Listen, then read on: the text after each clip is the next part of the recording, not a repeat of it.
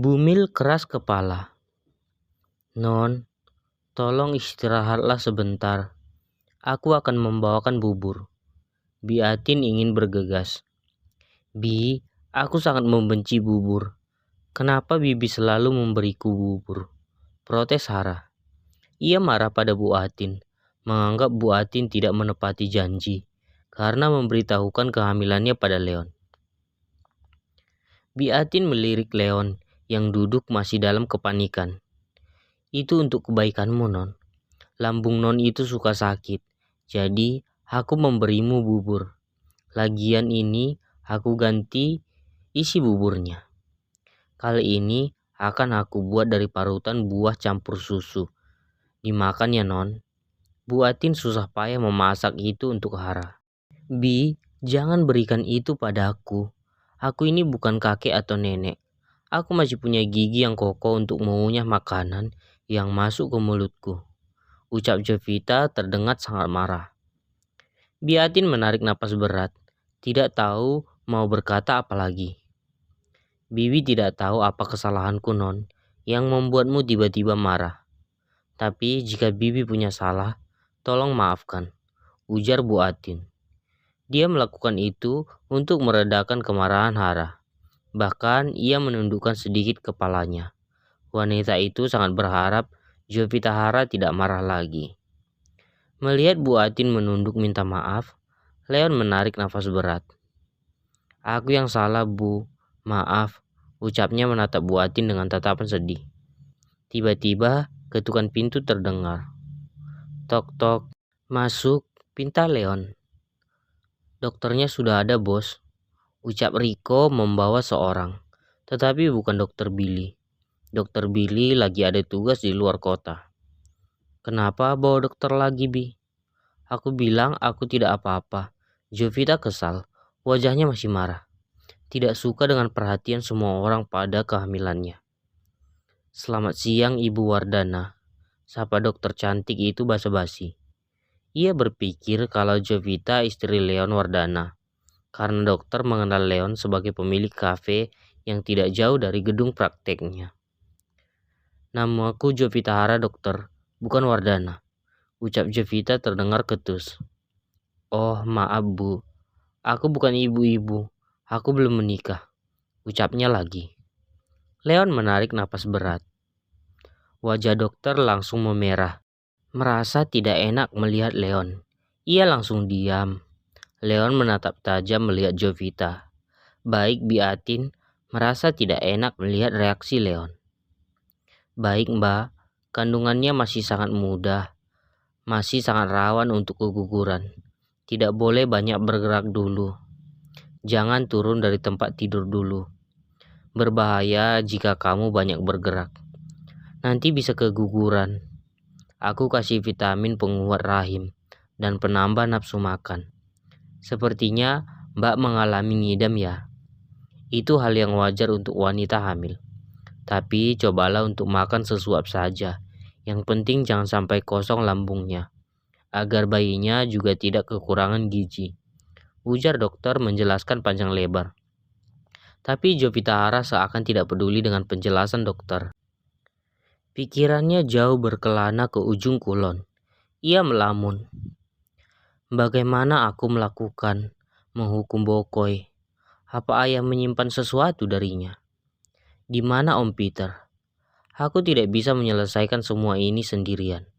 Aku butuh bantuan Om Peter. Tetapi di mana dia? Aku benci melihat wajah Bokoy tadi." Hara melamun, matanya menatap penuh amarah. Ia tidak mendengarkan pertanyaan dokter yang memeriksanya. Saat pakaiannya disisihkan ke atas, ia hanya diam, dengan mata seakan menerawang jauh. "Apa Mbak mengalami sakit di bagian ulu hati?" dokter bertanya, tapi dihiraukan oleh Jovita Hara. "Mbak, apa mendengar saya?" Dokter menepuk bahunya dengan lembut. "Iya," jawab Jovita. "Dokter bilang apa?" tanyanya lagi. "Apa ulu hatinya suka sakit?" "Tidak." "Apa ada penyakit mah?" "Tidak," jawabnya lagi. Wajahnya benar-benar tidak peduli. Bi Atin menarik napas dan mengembuskan dengan kasar. "Dia sakit mah, Dok," ucapnya kemudian. Tatapan mata Leon menajam, melihat sikap tidak peduli Jovita pada bayi dalam kandungannya. "Apa benar Mbak punya penyakit lambung?" "Aku lupa, Dok," ucap Hara lagi. "Bisakah kita cepat menyelesaikan, Dok? Kepalaku sakit. Aku ingin tidur." Dokter berparas cantik itu membaca situasi yang tidak enak antara Leon dan Hara. Ia juga tahu sikap Jovita Hara yang menolak diperiksa. Tidak mau ikut campur, ia menyudahi pemeriksaan. "Baiklah, saya harap Mbak bisa menjaga kesehatan," ucap dokter menatap Jovita Hara dengan senyum ramah. Jovita Hara hanya membalas dengan anggukan. Dokter membereskan peralatannya dan pamit keluar. "Mari, Dok, saya antar pulang." Biatin mengantar dokter keluar dari kamar Jovita. Di luar kamar, dokter masih bersikap sungkan pada Biatin.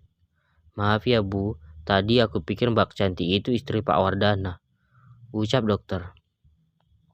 "Jangan pikirkan, mereka hanya bertengkar kecil.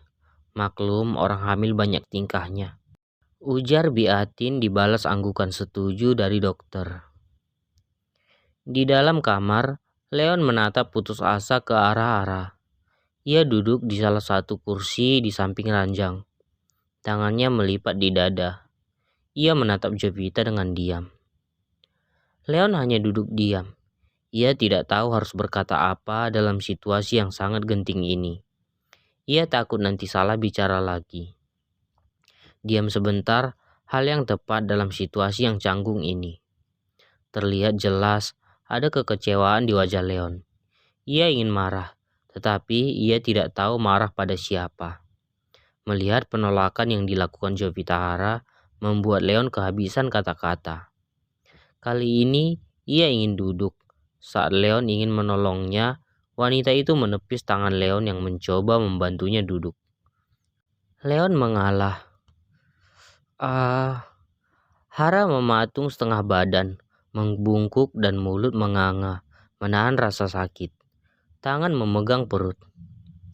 Leon hanya bisa tertegun dengan diam, melihat sikap keras kepala Jovita Hara kali ini. Padahal tadi dokter sudah memperingatkannya agar jangan bergerak dulu, karena rahimnya lemah. "Kamu kenapa keras kepala sekali, Jovita Hara?" ucap Leon dalam hati. Tangan Leon mengepal kuat, menahan luapan kemarahan di dadanya. Ia tidak bicara apa-apa. Ia hanya diam melihat Jovita meringkuk dan berbaring. Badannya lagi karena merasa kesakitan. "Kenapa badanku jadi lemah seperti ini sih?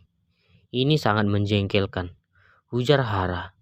Kembali berbaring satu tangan, diletakkan di atas kening. Manusia kutub utara itu hanya bisa diam. Ia bingung mau berbuat apa.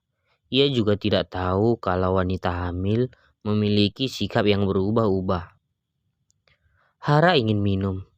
Saat Leon membantu mengambil, lagi-lagi Hara marah. "Bapak duduk saja. Saya bisa melakukan sendiri.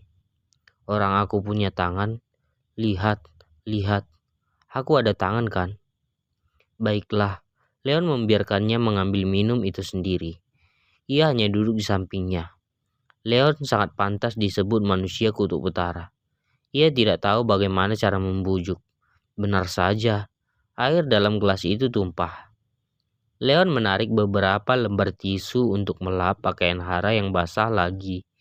Lagi-lagi sikap keras kepala bumil ini membuat Leon mati gaya. Tidak usah repot. Aku bisa sendiri." Leon menutup mata, tidak tahan menghadapi sikap Hara. Dan ia juga tidak tahu cara membujuk Hara. Ia keluar, berdiri di depan balkon. Wanita hamil sikapnya memang begitu. Itu terserah Pak Leon bagaimana menghadapinya. Demi kebaikan kalian bertiga. Jika perlu, Bapak berlutut di hadapannya. Kedua alis Leon terangkat. Ia kaget saat diminta berlutut di hadapan Hara. Lalu, usaha apa yang akan dilakukan manusia kutub utara ini menghadapi sikap keras kepala bumil itu?